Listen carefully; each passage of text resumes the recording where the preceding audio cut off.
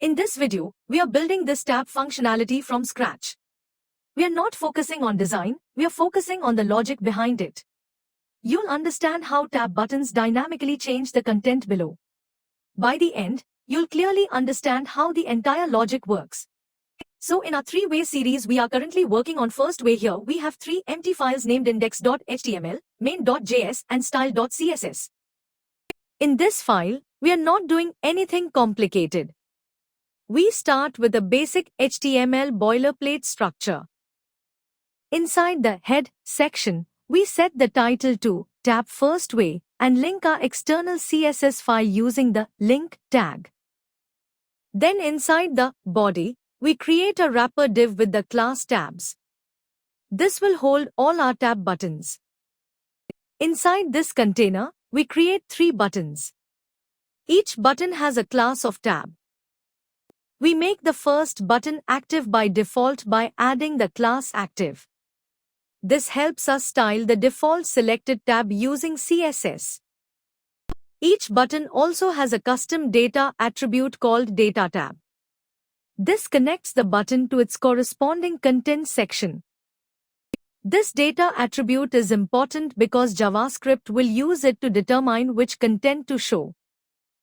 After the tabs container, we create 3 div elements with the class content. Each content div has a unique ID that matches the value of the button's data tab.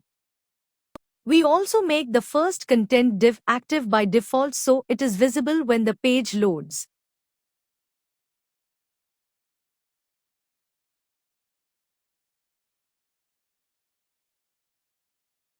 Finally, at the bottom of the body, we include our external JavaScript file using the script tag. In our CSS, we are defining 2 states, a normal state and an active state. The .tabs class just arranges the buttons in a row using flexbox. The .tab class adds spacing, and on hover we change the cursor to show it's clickable. The important part is .tab.active. When a tab has the active class, we change its background and text color. For the content sections, we hide everything by default using display none. Then in .content.active, we set display block to show only the selected content. So JavaScript doesn't change styles directly, it simply adds and removes the active class. CSS handles the visual state, and JavaScript controls which state is active.